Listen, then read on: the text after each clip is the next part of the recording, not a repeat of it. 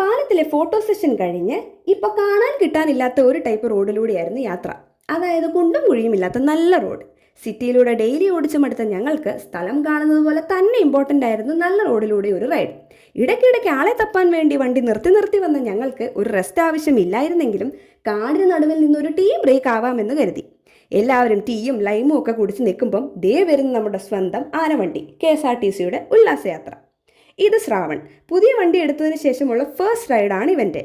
On the way നല്ലൊരു വെള്ളച്ചാട്ടം കണ്ടപ്പം എല്ലാവരും അവിടെ ഇറങ്ങി.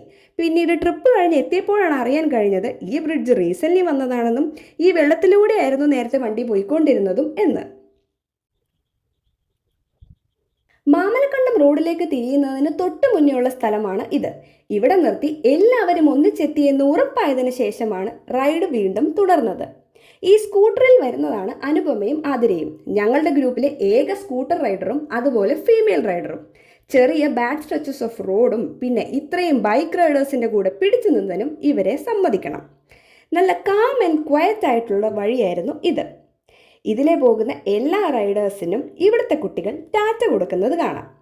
അവർക്ക് ഞങ്ങളും തിരിച്ച് ടാറ്റയൊക്കെ കൊടുത്ത് മാമലക്കണ്ടം എത്തി. എല്ലാവർക്കും അറിയാവുന്നതുപോലെ ഈ സ്കൂളും ഗ്രൗണ്ടും പിന്നെ ആ കാണുന്ന വെള്ളച്ചാട്ടവുമാണ് ഇവിടുത്തെ പ്രത്യേകത. മഴക്കാലത്ത് മാത്രമാണ് നമുക്ക് ഈ വെള്ളച്ചാട്ടം ഇങ്ങനെ കാണാൻ പറ്റുന്നത്.